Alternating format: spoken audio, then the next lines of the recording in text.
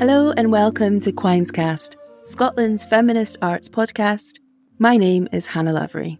And I am Caitlin Skinner. And we are your hosts for this, the second episode in our series, and today's theme is wild. And on each episode, we invite some of Scotland's leading feminist writers, poets, playwrights and musicians to respond to our theme. Today we are joined by the butter-voiced musician Kathryn Joseph, nature writer Dr Amanda Thomson, performance poet and community arts worker Victoria McNulty, and featuring a short play written by Queen of Scottish playwriting, Rona Munro. Quines Cast is brought to you by feminist theatre company Stella Quines in association with the Traverse Theatre, Edinburgh International Book Festival and Jupiter Artland. So, here we are at episode 2. Hannah, what has been interesting to you about this theme that we have today, wild? So much. It's such an exciting theme, I think, and I think our guests have really responded to that. You know, the obvious wild places and threat to our natural environment, but also there's the opportunity to talk about our wild selves and how we nurture those or what those mean to us, and, you know, places in nature for well-being and mental health. Absolutely. And from a feminist perspective, it feels like the theme wild has some really interesting resonances, both in terms of, as you say, we have this new relationship with wild spaces given the climate emergency, and we are seeing that women, particularly young women and non-binary people, are at the forefront of the movement against the climate emergency in terms of campaigning, but also we often see that women and other marginalised genders are on the forefront of the climate changes that we're seeing across our world. They're really on the front line. And then also there are all these connotations around the word wild woman, and what that means from a kind of patriarchal standpoint, and also our ideas about gender and anger, being angry, that emotion. So I think it's really rich territory. And what I've seen across the way that our guests have responded is that actually sometimes I feel like they're responding to all of those different things all at once. And that's felt really rich. Yeah, absolutely. And I think for me, wild has always been about freedom too. And I think many women feel as we grow is that wild instinctive part of ourselves, or even just the room for spontaneity, is just quashed and shamed, I think. And so I felt it was really beautiful the way in which people responded. But I just think being able to reflect and take a moment to reflect about what we allow ourselves to be and what we are allowed to be is really important. And as you said, it's like we are at this moment where we really need the energy to campaign, and we need the energy to sort of save our wild spaces. And what I found really beautiful about this is the way in which they connected that access to nature, the restorative power of nature, and how that feeds and supports campaigning for and trying to save our wild and natural spaces. And this feels like the right moment to introduce our first guest, the absolutely mesmerising singer-songwriter Kathryn Joseph.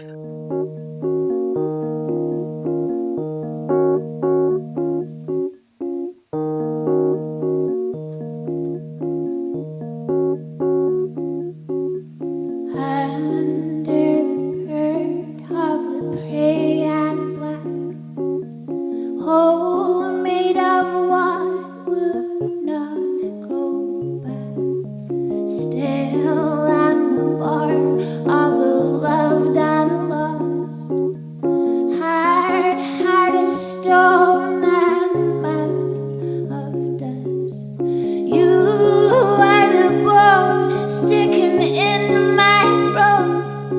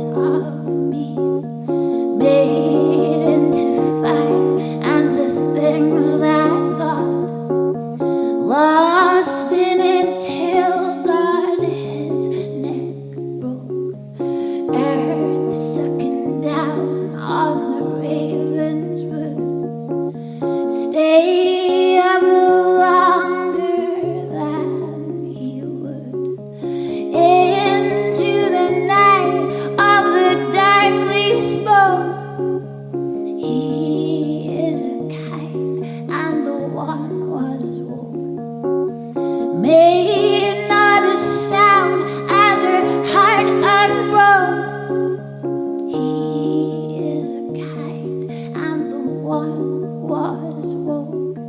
He is a kind, and the one was woke.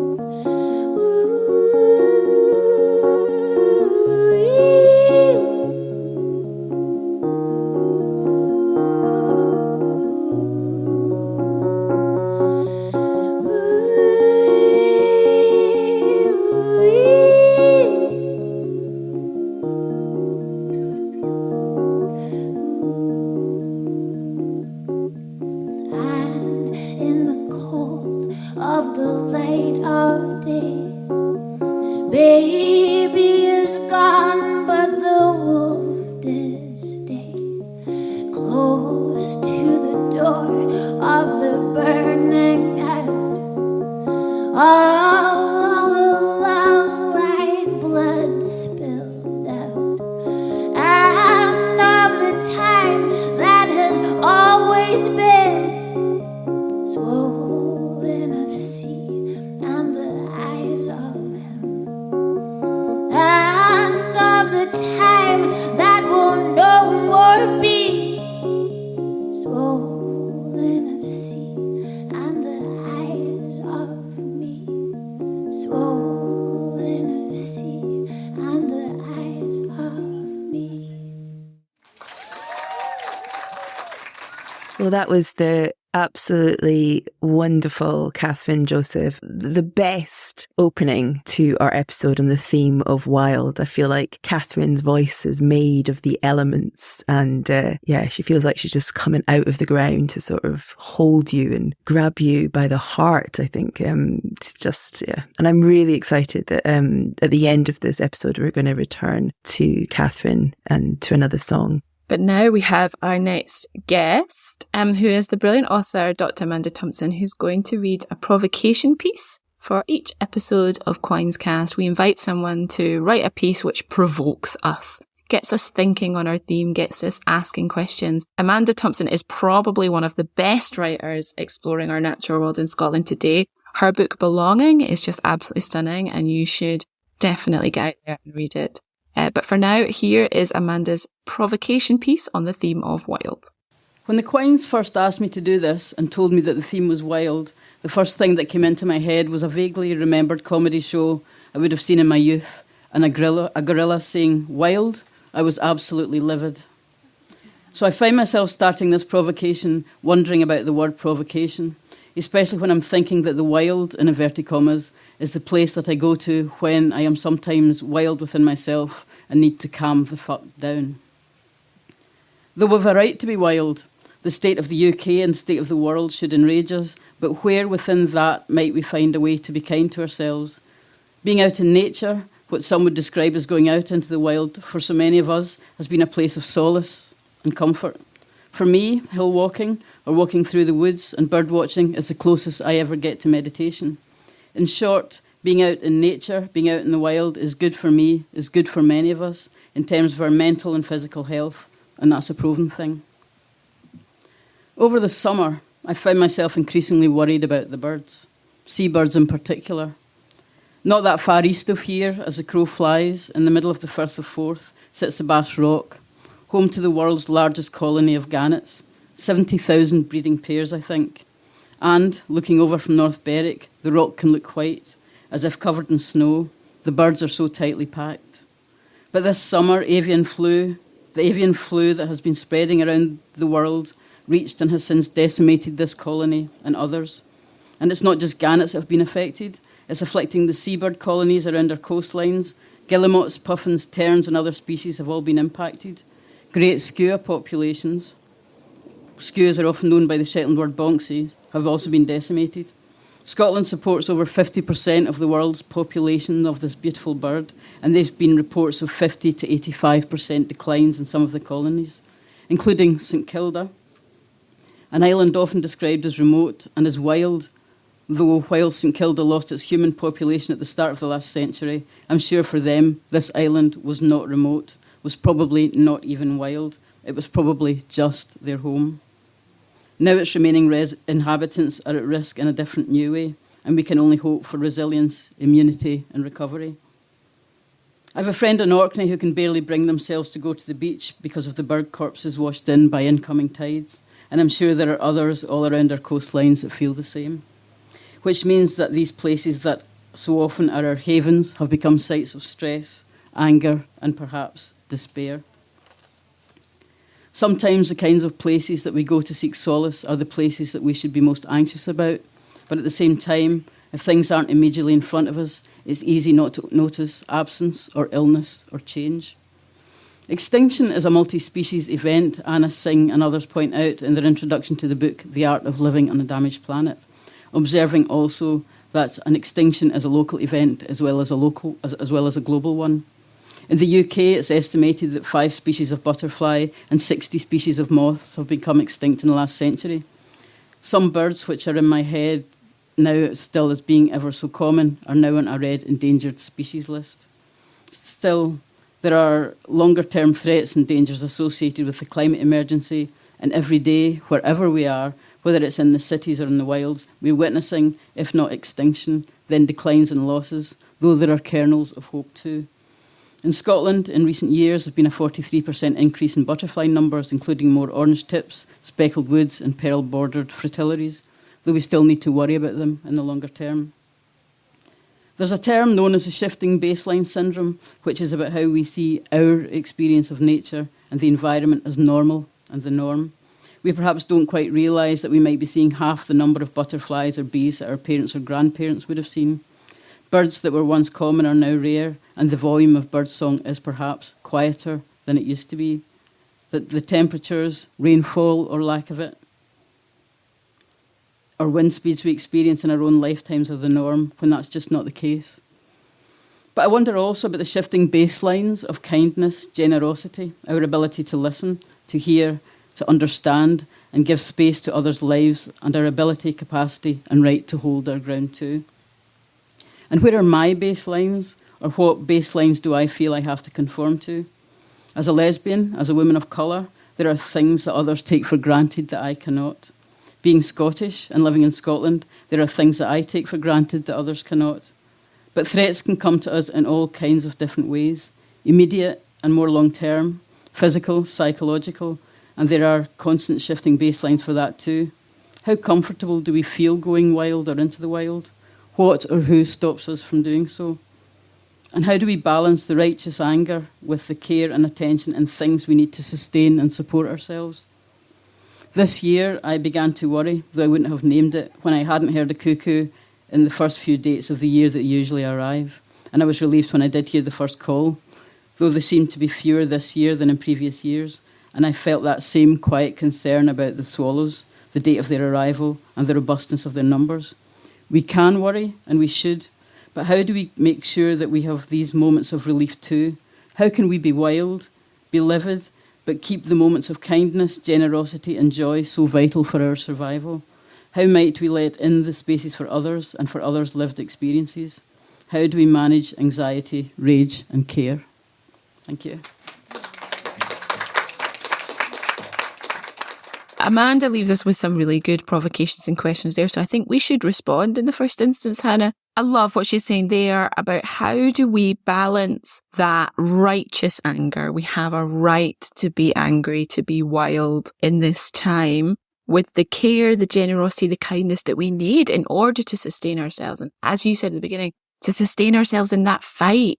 What keeps us going? I know, and it's such a big question. And I mean, I was thinking, my immediate response to that was community, finding that the strength within community and however we make community. But also, I'm thinking so much about what it means to me to live by, I live out in East Lothian, and what it means to be able to walk in the woods and what it means to be by the sea and be able to access that so easily and how much that restores me.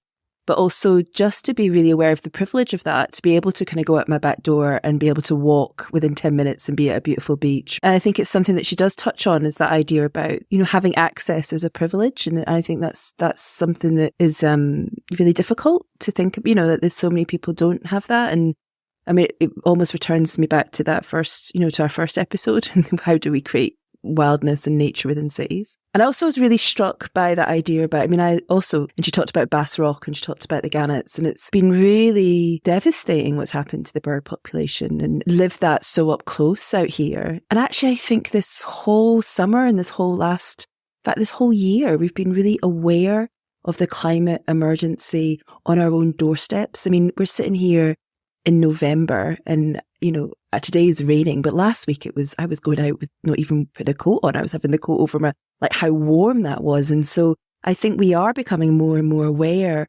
of the threat our wild spaces. I don't know if I have an answer about how we hold that righteous anger and we also take care of ourselves, because it feels that there's more and more to be angry about, and there's more and more to be righteously angry about, and there's more and more to fight. I don't know if that of being able to embrace a wildness or a kind of is part of that self-care. I don't know, what do you think? Yeah, I've always felt that anger can be a positive emotion because it means you believe that it can be different. But it so easily slips into despair. And I agree with you, finding community, finding like-minded people who are sharing that fight or sharing that concern and finding ways to do something about it. That for me is the nourishing thing that keeps me going. Being in those spaces, particularly feminist spaces, that gives me a bit of hope and a bit of fire that, things could be different, because there's a lot of people here who believe in that. The most calming, relaxing place for me is Glencoe. There is an incredible campsite. I have a camper van. That has been for years. My opportunity to get into the wild is to be able to jump in the van and get in. And aren't we lucky to live in this country, to be so close to such magnificent places and scenery, wildlife. So for me, the Red Squirrel campsite in Glencoe is the place that will calm you down. And you can walk to the pub in 5 minutes. You be careful now. Everyone will go there. Maybe everyone should have a sit down and think about where they go. Maybe listening to this podcast might help people calm the fuck down. But I'm kind of hoping it'll also make you ready for the fight. We were going to talk a little bit about our discussion group next, weren't we? So let's do that. Yeah, as well as our sort of guests, our main contributors for each episode. You're also going to hear from some real life conversations, not just from me and Hannah, but actually from our super group, the discussion group. This is a really interesting bunch of women who we've sat them all in front of microphones and we asked them to respond some of the key questions. And we thought today we could tell you a little bit more about them. You'll get to know them across the season. Okay, so I'm gonna start by introducing Lisa George. Lisa George is a social worker who now works as an inspector with the Care Inspectorate. We also have Amin Apal, who's a paralegal with Amar Anwar & Co. and is a committee member of the Scottish Young Lawyers Association. B. Asha is 1/3 of the hip-hop trio The Honey Farm, a Scottish female rap group, and is also a solo spoken word artist, rapper and activist. And we have Dr Carrie Loonan, who's a GP in Craigmillar, Edinburgh. She is chair of the Deep End Project and is the immediate past chair of the Royal College of GPs in Scotland, and is also super talented, a musician and singer-songwriter. And then we have Talat Yaqub, who is an independent consultant, researcher and commentator. She is the co-founder and chair of Women 50/50, the national campaign of fair representation of women in politics, and the founder of Pass the Mic, which works to amplify the voices of women of colour experts in Scotland. Final member of our discussion group is Clementine E. Burnley, who's a feminist migrant, worker, writer and community organiser. And she has the most amazing voice. It's really soothing. Actually, maybe my place to go and when I need to calm the fuck down is to listen to Clementine. Yeah, I would actually also echo that, Clementine. In fact, this entire discussion group, listening to it really gives me such hope for the world. So I think we're going to hear a little clip from the discussion group now. It's funny because mine's water too. And I think it's not any one particular place, although I have a huge affiliation for the northeast coast because that's where I was born and grew up. And I've always found that the sea offers perspective and constancy, particularly when life feels difficult for whatever. Now, if I can walk by the sea and feel small and know that the sea will go in and it will come out and it will go in and it will come out, it'll be there tomorrow, it'll be there next week, it'll be there next year. That just calms me down. And when I was young, when I was a teenager and I just learned how to drive, me and my younger sister would take a drive out to the sea when it was dark. And there are cliffs just off the coast of the northeast. So it was down Cove Bay is where it's called. And there's these beautiful old caves and cliffs down there that you could kind of pick your way down. And we'd take candles and we'd stick them in the sand and we'd light them. And then we would just sort of speak into the dark. And it was usually if we had something to work out, we were kind of upset about something or, confused about something or having to make a decision. You had the length of the candle and your sister, best friend, to listen and work it out. So I think I've probably carried that throughout my life, is that is always the place that I will want to go to if I've got something to work out. That's so nice. That's such a great way to work things out with yourself. That is such a lovely story or memory from Kerry there. God, I love the idea of talking into the dark. We will have more wisdom, each to their own, right? But there'll be more wisdom for the rest of our discussion group later on throughout the show, and you'll hear from them after each of our contributors. Next up, we have our short play. So for every Quines cast, we invite a playwright to create a short play inspired by our theme. This week's play is by the brilliant Rona Munro, and this play is called Where Am I? It's performed by Lubna Kerr, Kirsten Murray and Molly Innes. Good day off. I got lost. Did you? All day. I was lost the entire day. I thought you were going hill walking. I did. I couldn't find the hill. Didn't you take a map or? No. I thought I'd just look at the map on the internet, really memorise it and then head up. I mean, it's not the bloody Himalayas, is it? We're talking waymarked paths in the borders. That's not risky. But I couldn't find the right path. I was looking and looking and looking for it, driving up all these single tracks, over the cattle grids, scenery. Is your wine all right? Mine tastes a bit fusty. Hang on. Shale and sandstone, the ripples of Ian's old geological movement, coddled in soft moss and grass, hills like sleeping beasts. No, it's lovely wine. It's proper posh wine. Hints of chocolate and brambles and all that bollocks. You're just no used to the taste of real wine. So I was just driving and driving.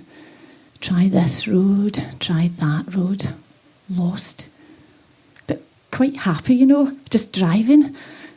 And then I realised the walk starts in Ettrick. Where were you? Ettrick Bridge. Are they no the same? No, they are no the same. That was my problem. That was why I was lost. Can I try yours? So eventually I found the road end. Oh, before that I saw a hare. Nice. It was beautiful. It was like mythical, like a medieval beast. The wine, nice. The hare was nice. Brindled fur, wet with rain smur. Legs that announce its intention to run faster than the glimpse of it can be understood. How's your wine nice and mine's not? It's the same bottle. Do you want another bottle? Maybe I need a fresh glass. So, of course, it was so late when I start up, when I find the right way. An eagle on the telephone wires. So rare, but unremarkable, as it hunches its feathers like an old man pulling on his coat against the coming rain. And the cloud just drifts in and slides down the mountain like an evil wet coffee plunger. I couldn't see anything but murk. Star-mouthed moss, yellow orchids, nodding heads of pink and silver grass beaded with water. And I just walked. There was a path, so I walked, but I'd no map. It was rotten weather in town as well. I mean, it's crazy not to have a map, but I was on a path. I just kept walking for 2 hours. I was so wet. I couldn't walk for 2 hours. I've got this thing in my foot, just when I step like that, when I move it like that, just there, yeah, like that. A wee twinge. Every time. I think I'm going to ask for another scan. You should. Because that's not right, is it? I'm going to ask for another glass, do you mind? Of course not. Well, we should get another half bottle, shouldn't we? If you can't drink that, they should replace it. A blowing cloud, water vapour that drenches the air and chills skin and leaf and stone. So after 2 hours, I'm thinking, I don't remember it being this far on the map. I thought you didn't have a map. The map in my head. And I'm thinking, maybe this isn't a path. Maybe this is just a sheep track and I'm walking into Dumfries and Galloway and I'll be lost forever. Oh, aye, because it's all Tories over that way. It's all bogs. Turn an ankle and who knows I'm up there in the grey murk. But there was a path, so I just kept walking. Do you know what it is? I think it's warming up. It tastes all right now, it's warming up. You must have had a warmer glass. And I thought, there are a billion particles of water just in the thick air in front of my face, and I'm tinier than that. In the universe, I'm a microbe in time, and when I die, it won't even matter. You shouldn't go walking alone. I like walking alone, and you can't walk with me. You've got that thing in your foot. I'm going to ask for another scan. You'll never walk in the rain. Christ, no. It was so late. So I turned back. I just turned back the way I'd come and walked 2 hours back again in the cloud. Reeds and cushions of marshy grass. The sound of a grouse rattling and coughing, invisible in the mist. But this time knew where I was going. It was so much more cheerful. But so much less. Your own footprints in black, peaty mud. What? There was something about following the path and not even knowing if it was the right path or if it was a path at all, but just walking on up into the cloud, just keeping going as long as the path was there. That was the reason to walk. I feel like that sometimes in the yoga class when it's a good teacher, not that chirpy one that talks all the time. Are you back at yoga? No, 'cause my foot. Oh, yeah. I'm definitely going for another scan. Normal wear and tear, my arse. He's only about 18, that new doctor. He's been ageist. That's what I was thinking, you see, when I was lost. I mean, we will be dead soon. But that's all right. On the hill.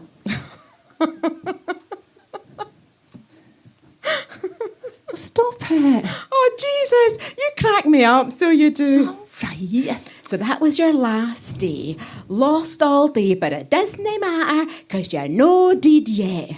And I bought a map for next time. Good. As long as you know where you are sometimes. We've got to be boxed. We've got to fit into the societal norm, the boxes that have been there for us. And we keep our boxes quite tightly ourselves in adulthood. Well, I do, definitely. I think I was quite encouraged by my mum to embrace my wild nature and to be in nature, but also just to be wild within myself, to disown all the structures that I was being told were the way to behave at school and stuff. She'd always get calls about me home being like, Ash has turned up again wearing colourful tights. Why is she doing this? We're going to send her home. And we lived in the countryside, and my mum would be like, well, you try and send her home. Send her on a 3-hour walk, go on.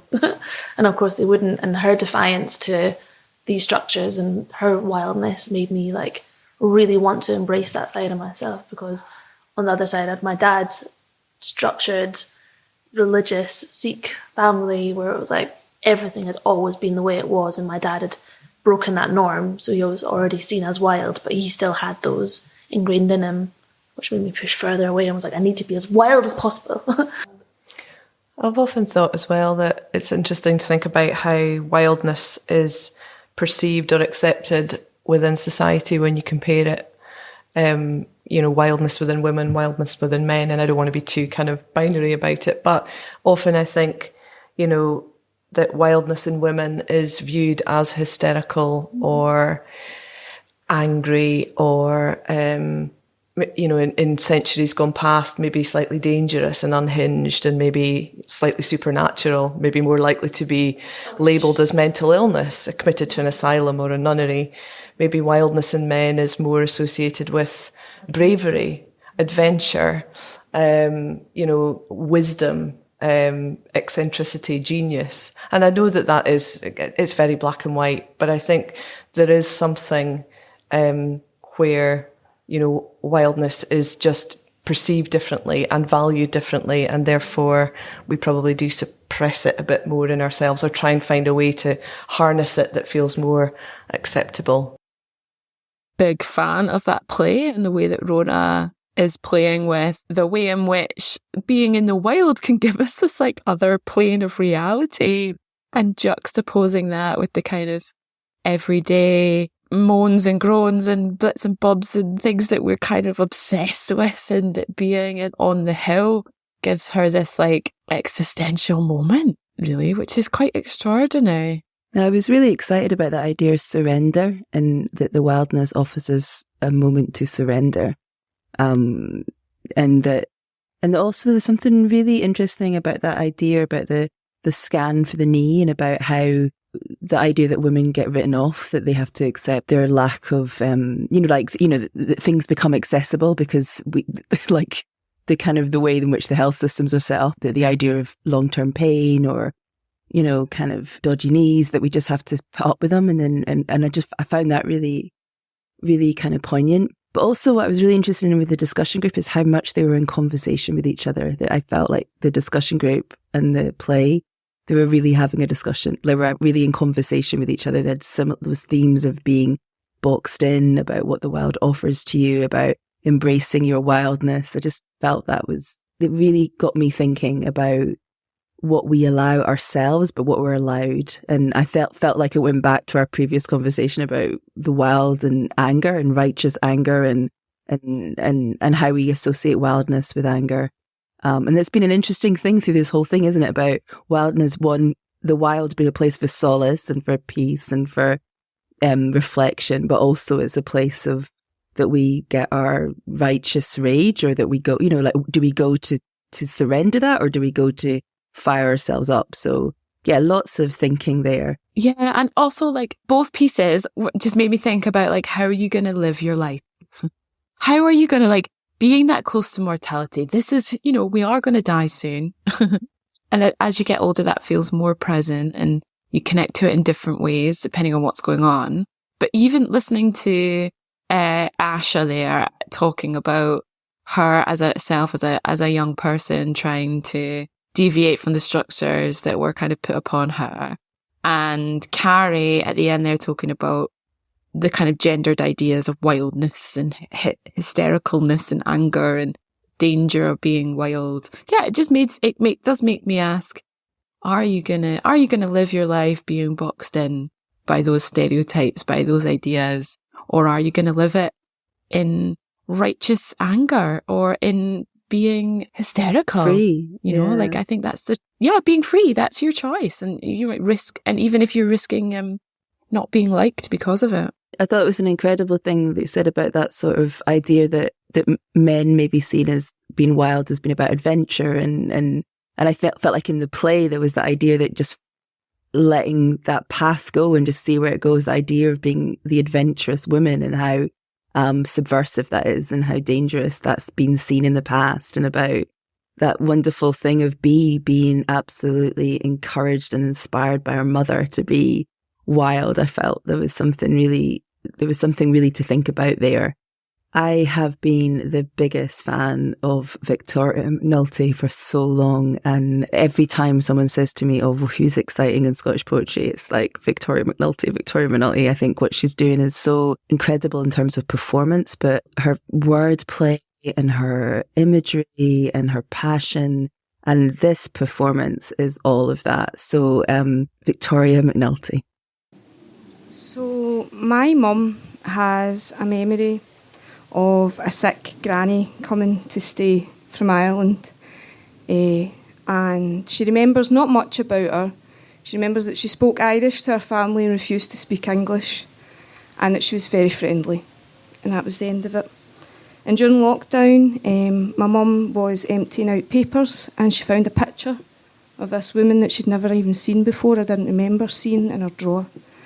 And we started to trace her.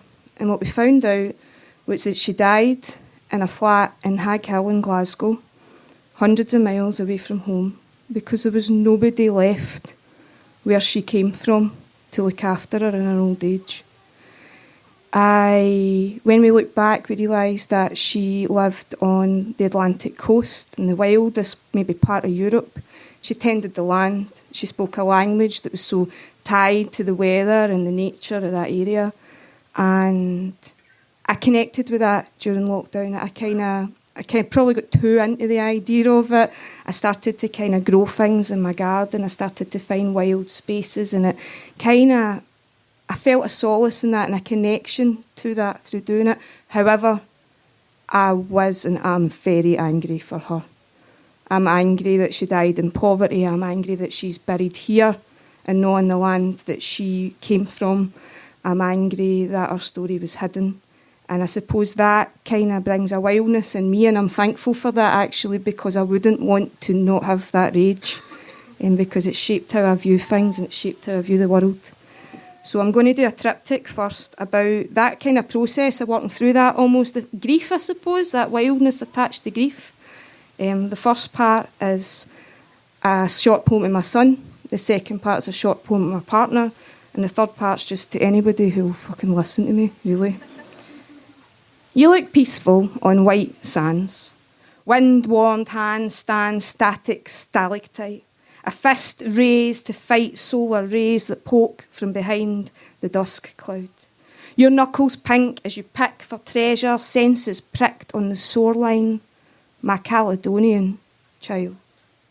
We dig through sand dunes, and now the wind whistles famine tunes, and I see ruins on that horizon.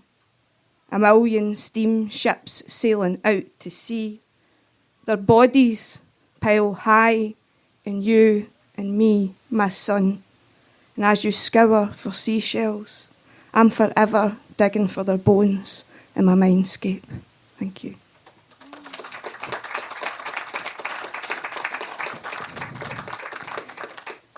And I've dreamt we were in the Gaeltach. Wet wax hoods over windswept heads, peaked in tents, nostrils crept and cheeks embered. We'd climb whitewashed steps and sit on a wooden chair or a cotton bed.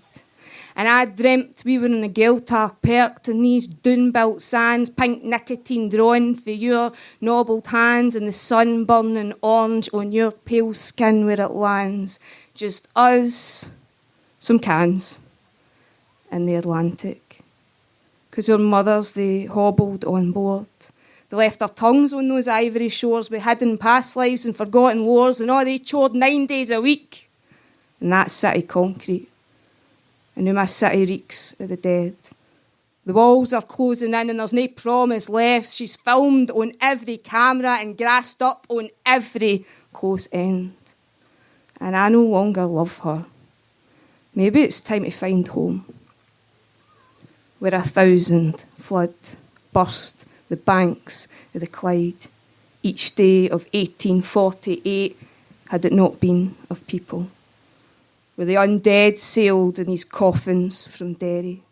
Then Irish fever spilled for the foil to boil the banks with typhoid, and the young scratched with fleas for starving rats, to be sacked and abandoned in Glasgow's slums, to be feared and greeted by no one.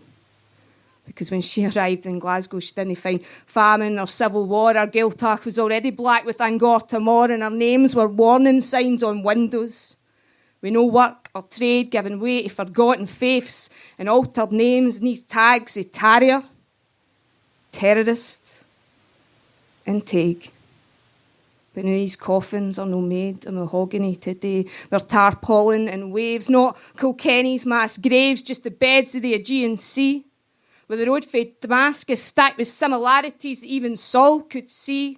Fought some children lining beaches of flesh all bloated and grey as typhus, with parents' skeleton faces lining security gates and fences and wires poked with frail famine hands and lips stitched and stomach pitted like Joe McDonnell or Bobby Sands. And they still want me to say that they're not like us. They don't belong like us. But I can never forget that my Scotland was cut for refugees, and I'm privileged because my sisters made their journeys for me. So as a child I watched for couch and TV, miles for pipe bombs and peace walls, and I will never fall silent. but stand tall, and I'll stand proud, and I stand in solidarity with every displaced person staying in Scotland. Thank you.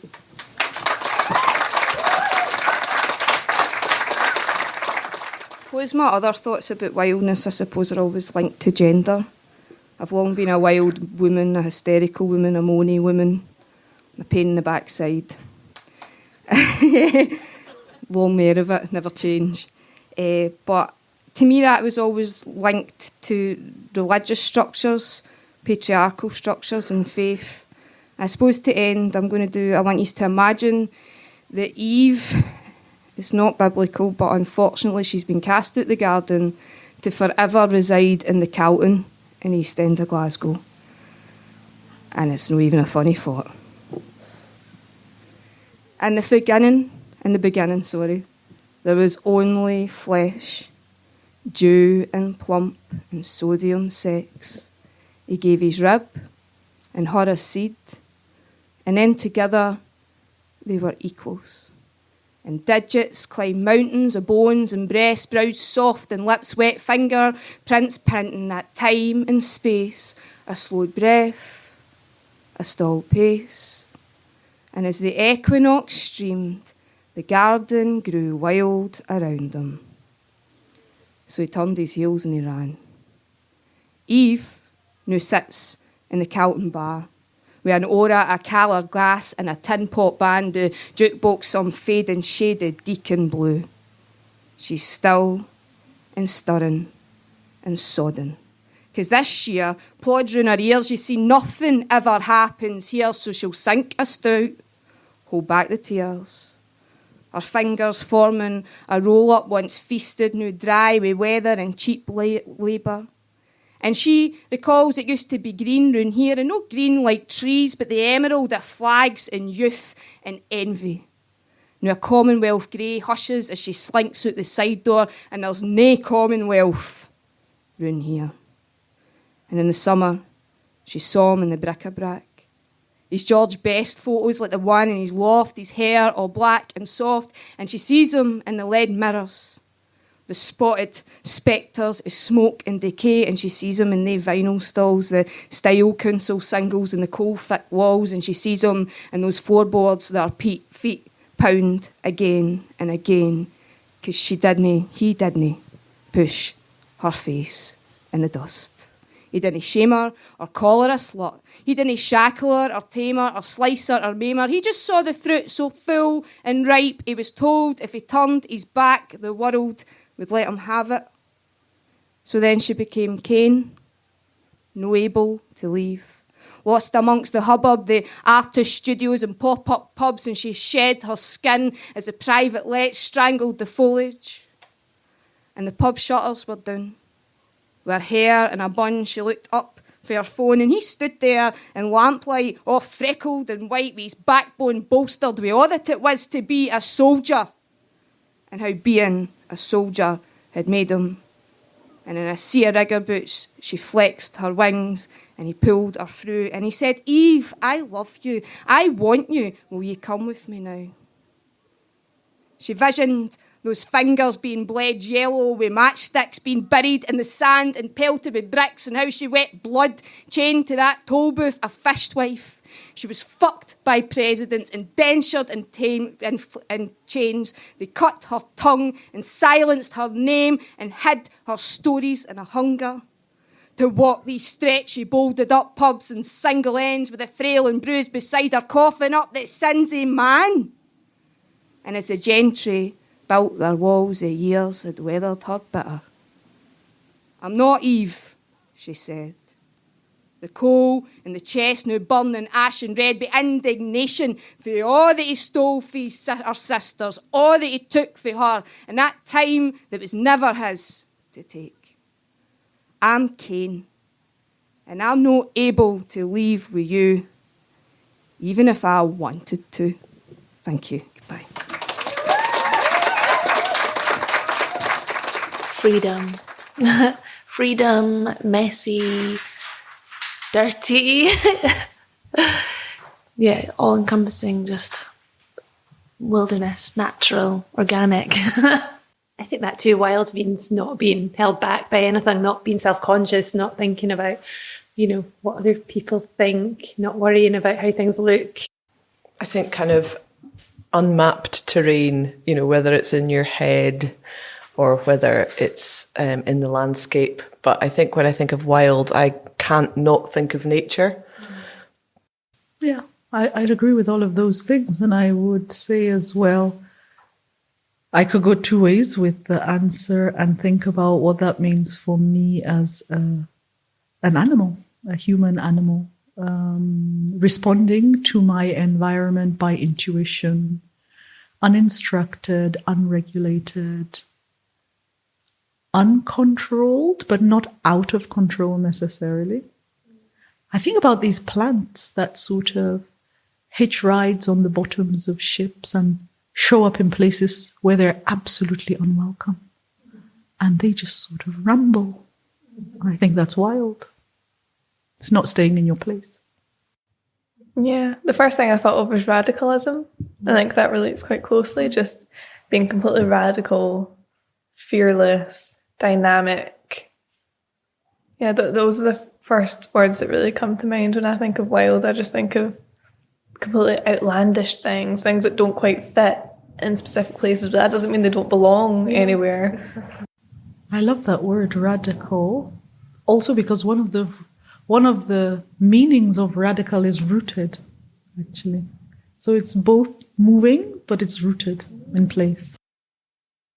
Oh, not staying in your place. That really resonated with me. That's Clementine there with that amazing voice right at the end. I love that word. She says, I love that word radical because you're rooted as well as moving. And what an accompaniment to Victoria there. I mean, talk about righteous anger. Like, she does an incredible job there of like carrying the history of that injustice, the legacy of what's gone before, and rooting it right in the now and right, bringing it right up to date to her and to what's happening now. Stunning. When Clementine talked about uncontrolled but not out of control, that really felt like that was speaking to Victoria, that anger, but it's such a well-crafted anger in terms of, but it's also just very, it's inspiring. Like, what I was thinking about, like, wildness, when we really embrace those natures, they're radical because they're inspirational, and they move and they create a new place, a new space, a new way of thinking. I'm not even sure if I quite know how to articulate that, but it just felt like there's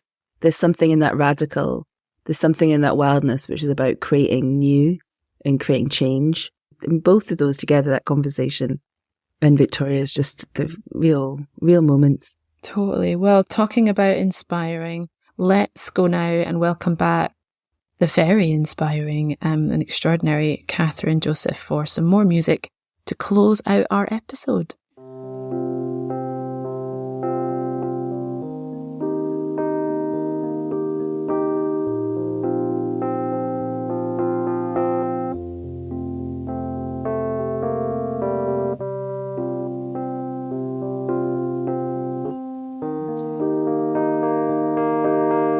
I was thinking about gannets. I'm so sorry, that's really weird. I was going to say this is for the gannets.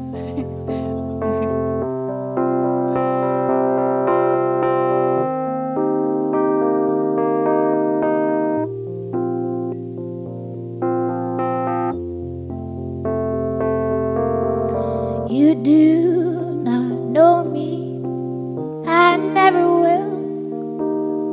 Bones you have thrown me, and blood I've spilled. It will be better. I do not know. You bring me dead birds and then you go.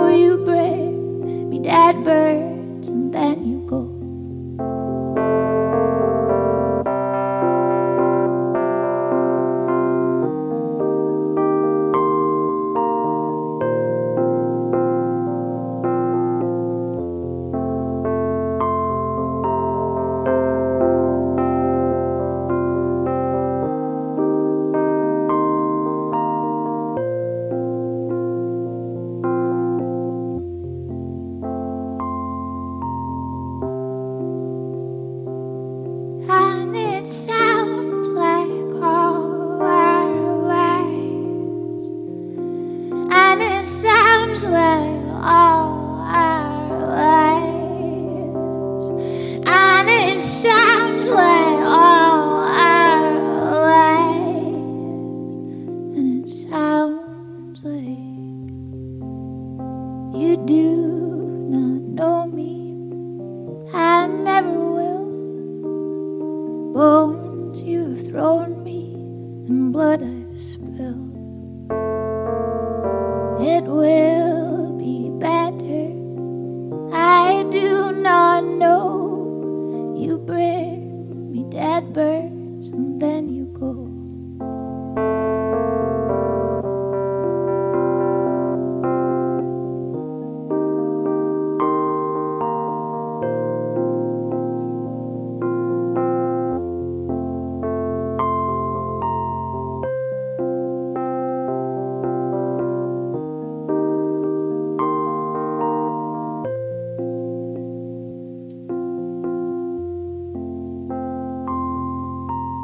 Thank you so much to Kathryn for closing out our show with that gorgeous piece of music, and also for that call back to right back to the beginning. And yeah, let's dedicate the whole episode to the gannets, those wild spaces that we should also not forget to continue to be angry about.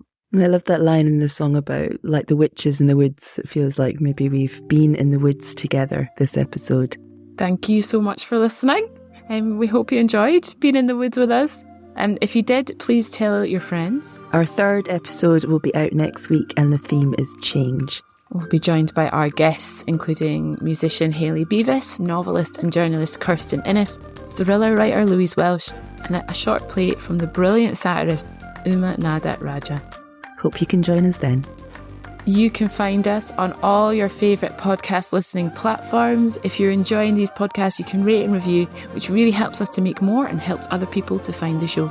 This episode of Quines Cast is created and presented by Hannah Lavery and Caitlin Skinner, featuring original work by our contributors Kathryn Joseph, Dr Amanda Thomson, Victoria McNulty and Rona Munro. The performers in Where Am I by Rona Munro were Lubna Kerr, Kirsten Murray and Molly Innes. The editor is Helena Vavai, sound engineer Mario Crisudo, project producer Barbie Lyon, Quines Cast image by Julia Francis Dugan. The Stella Quines team are General Manager Barbie Lyon, Associate Director of Engagement Beth Godfrey, Artistic Director and CEO Caitlin Skinner, Company Administrator and Young Quines producer Erin McGee, Head of Audiences and Communications Sarah Marie Mooney. Quinescast is possible because of funding from Creative Scotland and support from our partners, the Travers Theatre, Edinburgh International Book Festival and Jupiter Rising. If you want to keep up to date with all things Quines, please visit our website and sign up for the newsletter. We are Stella Quines because of the many people who have supported us over the years. Next year will see us reach our 30th year of asking for better representation and equality, and we still have a long way to go. We need your financial support and sponsorship to help us keep that work going. Please get in touch via stellaquines.co.uk, and if you can help support our future.